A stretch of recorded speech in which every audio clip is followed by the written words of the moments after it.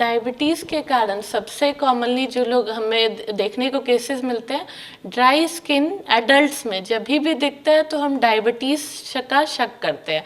बहुत बार ऐसा होता है कि पेशेंट का ब्लड शुगर 300 से ऊपर है और किसी को पता नहीं है, पर ड्राई स्किन देख के ही हम लोग उसको ब्लड टेस्ट कराते हैं और पता चलता है कि पेशेंट को डायबिटीज़ है।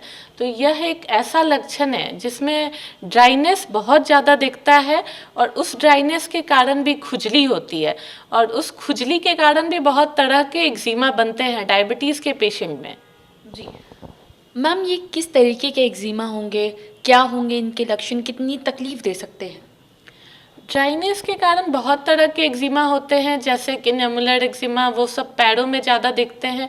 जैसे कि ड्राई स्किन के कारण आपका चमड़ा खुजली ज़्यादा करता है और आप जितना खुजली करोगे वहाँ का चमड़ा मोटा होते जाता है। तो बहुत सारे एक्जिमा जो कि कॉमनली डायबिटिक पेशेंट में दिखते हैं, वो डायबिटीज़ के केसेस में बहुत ज़्यादा दिखता है। जी, तो जितने भी डायबिटीज़ के मरीज़ ये वीडियो देख रहे हैं, जो भी आम जनता है, क्या आप उनके लिए समझा सकते हैं कि ऐसी कौन कौन सी स्किन में चेंजेस वो देखें तो उन्हें हल्के में ना ले, डॉक्टर से संपर्क कर लें?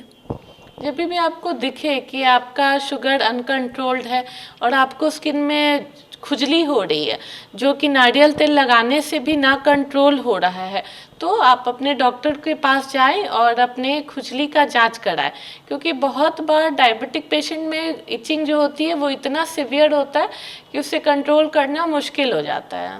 जी, क्या और भी इचिंग के अलावा स्किन में और कोई दिक्कतें आ सकती है, कुछ बदलाव हो सकते हैं स्किन में, उसके टेक्सचर में? बहुत बार स्किन में पिगमेंटेशन भी बस डायबिटीज़ के कारण दिखता है। बहुत सारे ऐसे एक्जिमा होते हैं जिसमें पिगमेंटेशन बस पैरों में दिखता है और वो कि डायबिटिक पेशेंट में ज़्यादा दिखता है। कुछ ऐसी बीमारियां जैसे कि डायबिटिक फुट और डायबिटिक अल्सर, वो डायबिटिक मरीजों में ही ज़्यादा दिखा जाता है।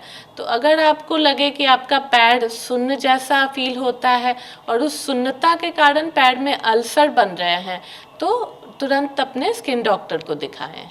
जी मैम, डायबिटीज़ की वजह से स्किन में अगर कोई चेंजेस आ रहे हैं, लोग उस पर ध्यान नहीं दे रहे हैं, उसे नज़रअंदाज कर रहे हैं, तो इसका परिणाम क्या हो सकता है? जैसे कि अगर पेशेंट उसको नज़रअंदाज कर रहे हैं, अगर ड्राइनेस है उसके कारण इचिंग हो रही है, तो वो ड्राइनेस एक्जिमा का रूप धारण कर लेती है और अगर उसको भी ना कंट्रोल किया जाए तो वो और भी सिवियर एक्जिमा बन जाता है। और बहुत बार देखते हैं कि डायबिटिक्स में कुछ इन्फेक्शन, जैसे कि नॉर्मल पेशेंट के बाल के इन्फेक्शन या कोई भी फॉलिकुलाइटिस बहुत जल्दी हील करता है, पर डायबिटिक्स में हीलिंग पावर कम होती है। तो इसके कारण कोई भी बलतोड़ या कोई भी बाल इन्फेक्शन है वो काफ़ी लंबा चलता है और उसको ठीक करने में काफ़ी समय लगता है। बहुत बार बस फंगल इन्फेक्शन भी डायबिटिक पेशेंट में बहुत लंबा समय लगाता है ठीक करने में। जी, जैसे आपने अभी बताया कि डायबिटिक पेशेंट्स में अगर कोई स्किन इन्फेक्शन हो जाए, उसे हील करने में बाकी लोगों के मुकाबले थोड़ा ज़्यादा वक्त लगता है, तो ऐसे में जब डायबिटिक पेशेंट्स अपनी समस्या लेकर आते हैं तो उनका स्किन ट्रीटमेंट क्या कुछ अलग तरीके से होता है, क्या चेंजेस होते हैं उसमें? उनका ट्रीटमेंट किसी किसी पेशेंट में ज़्यादा लंबा करना पड़ता है। कुछ पेशेंट्स में अगर जिनका शुगर कंट्रोल नहीं है तो उन्हें सबसे पहले बोलना होता है कि आप अपना शुगर कंट्रोल रखें, तभी आपकी सारी बीमारियां कंट्रोल होगी। तो अगर कुछ पेशेंट ओरल एंटी डायबिटिक्स पे हैं और उनका शुगर नहीं कंट्रोल हो रहा है तो उनके शुगर के डॉक्टर को कह के उन्हें इंसुलिन या उनका पावर बढ़ाना होता है ताकि उनके स्किन के इन्फेक्शन जल्दी हील कर सकें।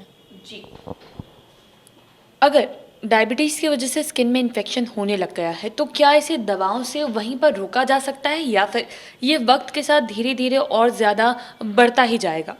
इसे दवाओं के द्वारा रोका जाता है और इसीलिए डायबिटिक्स में कोई भी इन्फेक्शन दिखे तो सबसे पहले डॉक्टर को दिखाना है। नॉर्मल पब्लिक थोड़ा इग्नोर भी कर सकते हैं, पर डायबिटिक्स में बहुत सिवियर इन्फेक्शंस होते हैं। जी, जिन्हें जब दवाओं के साथ रोका जा सकता है समय रहते। जी जी।